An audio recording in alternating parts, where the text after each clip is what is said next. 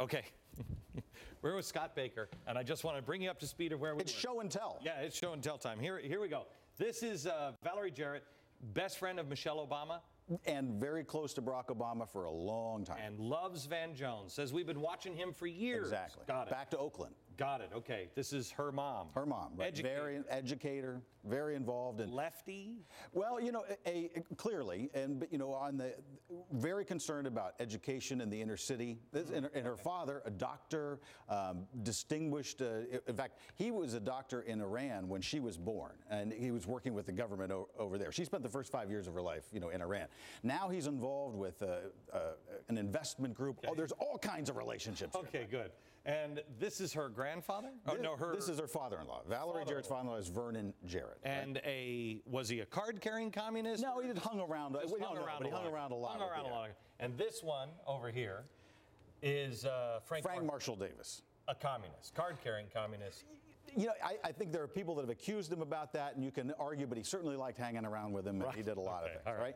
So he had a big FBI file, if I'm not mistaken. The key here is he leaves Chicago, moves to Hawaii. Moves to Hawaii. Right. Yes. So when the young Barack Obama shows up in Hawaii, his grandfather, Obama's grandfather, takes him to hang out with Frank, and Obama writes about this in his book, going over, and, you know, his Frank and his grandfather share a drink, and you know, they tell stories. And this was important because he not only became a mentor to Obama, but how, you know, Obama went to Chicago. Why did Obama just plop down in the middle of Chicago? Right. He writes about, in his book, about walking the streets, the neighborhoods where Frank Marshall Davis used to work. It was kind of a wistful section of Obama's book. And you realize, holy cow, Obama didn't just show up like a kid with, you know, no apparatus, he had a big support structure, right? And there, yes, radicals of different generations. We actually, I think we might even need a jester. I'm going to put Jeremiah Wright over there. Right. Yeah, he's funny.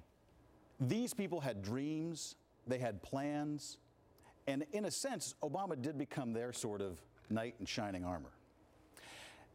And through the Woods Fund, Project Vote, Annenberg Foundation, all of the cumulative effort of decades, they were able to equip him, and we put this together with sort of the, you know, the armor of experience and the shield of connections and the sword of fundraising. Right. And what's interesting is you realize that Van Jones once said, "I'll give up the cheap satisfaction of the radical pose for the deep satisfaction of radical ends." And there were at different generations more radical poses. But as the poses went away, the goal, the ends, did not. Are you suggesting that Valerie Jarrett, that William Ayers and Barack Obama are really brothers and sisters in the same kind of family of thinking, just different angles? And when you think about it, these dreams have come true now with Barack Obama, especially in that they have Valerie Jarrett standing there with him, watching over it all. That the connections, not only here, but also to all these radicals in San Francisco, in New York, all around, they just permeate the people all around. And if I have one person from the former Soviet bloc or Cuba or Venezuela tell me one, I've had 1,000 tell me the same thing. What is wrong with you Americans? We had to read between the lines. We had to listen to the language. If you listen to the language of the people that surround the president, it's all about de-development and social justice. That is the code language of whatever it is you want to call it now, radicalism, or it ain't capitalism. No, you're absolutely right. And there are people, I've heard even in the last week, say, who cares if Van Jones called himself a communist? The ideas are still there. And I mean, it wasn't that long ago that a Van Jones showed up at Chicago on Bill Ayers' campus for the first Congress, the Black Radical Congress.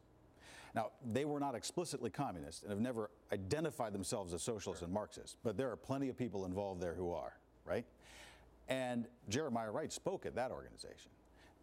Same campus 4 years later, Barack Obama and Bill Ayers are on a panel there, on a panel moderated by a founder of the Black Radical Congress, a woman who later was the biographer of Ella Baker, the civil rights activist, the Ella Baker Center founded by Van Jones. Right? You see how it all comes around.